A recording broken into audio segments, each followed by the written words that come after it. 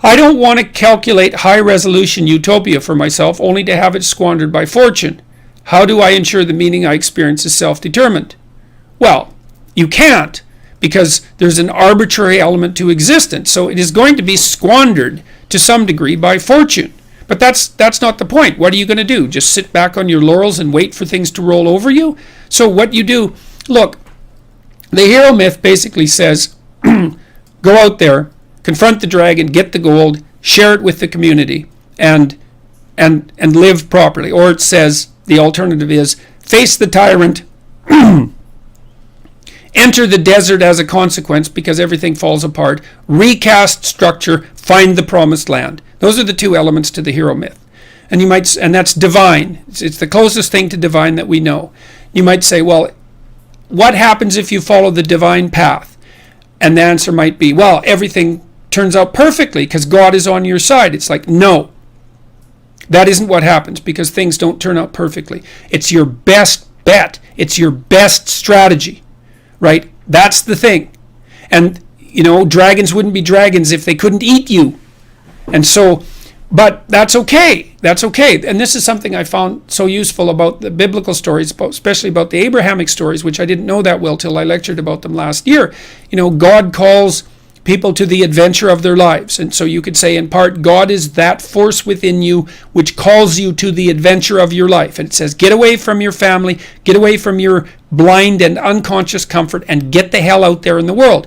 Well, God calls Abraham out from his fathers where he stayed far too long and from his kin where it's secure. And like the first thing he encounters is a famine, and then he encounters a tyranny inhabited by people who want to steal his wife. It's like you think, well, Abraham should have just stayed in bed and ignored God, obviously. Well, that isn't how it is. It's like we're built for struggle, us human beings. You're not after the bubbles of bliss that Dostoevsky described in Notes from Underground. We're built to contend with the world. We're built to contend with reality. You want a challenge. And the best way that you can take on a challenge, because a challenge fortifies you. So you don't want to be secure, you want to be strong. And you get strong by taking on optimal challenges. And so you lay out your destiny in the world and you take the slings and arrows of fate and you make yourself stronger while you're doing so. And you might fail and fortune might do you in, but it's your best bet. And people have extracted unbelievable successes out of catastrophic failures. And I'm not saying that in a naive way. I know perfectly well what happens to people. You're doing fine in life and then you get cancer. And then 6 months later you're dead. And all the heroism in the world isn't going to save you at that point. But that's not the point. That's not the point. Life is bounded by mortality. But that doesn't mean that you don't get out there and contend. And you develop by contending. And you minimize the net amount of suffering in the world. And that's something, man. That's something to do. So it beats laying in your basement and getting bitter. And then doing the terrible things that bitter people do.